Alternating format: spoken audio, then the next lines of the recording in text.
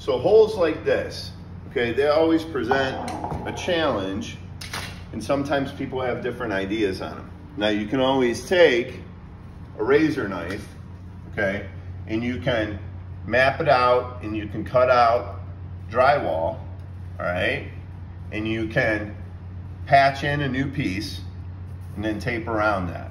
We're not going to do that with these two holes. This one right here, for example, still has the drywall behind it. So the wall's insulated, hole got punched in there, there's still enough drywall behind it, and the goal is we want to make sure that our mud will not fall out. Okay, so I take that. You can see the mud bulging out of that a little bit.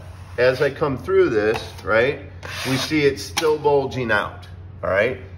I'm going to leave that. I'm going to let that dry. I can sand that down, and then I can fill that in again, okay? Because that's going to push on me right now, and if I try to mess with it more and more, what is going to happen? It's just going to keep bulging, all right? So that one I have filled in. The mud isn't dripping all the way down. So we talked earlier about mixing your mud. If you were hand mixing it a little bit too watery, you wouldn't want it for that, right? Now I have a bigger hole up here. Now, this one still has a little bit of drywall punched in, but it also has a deeper hole where my mud might not stick in. So what can you do? You can, again, cut it out with a razor knife, okay?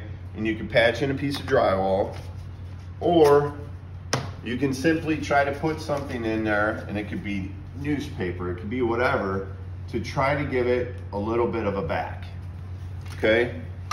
And that's hanging in there, okay? And you can see it's still hanging, that piece that I put in. So it's holding the mud for me, okay? And then I'm gonna go and I'm gonna clean all this up, okay?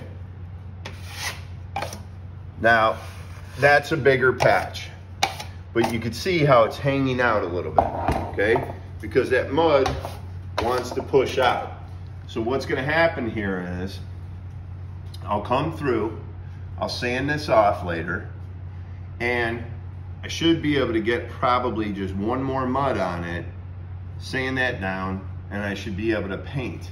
And you can do that in those two scenarios where you have like a punch in, it's a smaller area, and the biggest thing is you gotta look at, you wanna keep the project moving, right?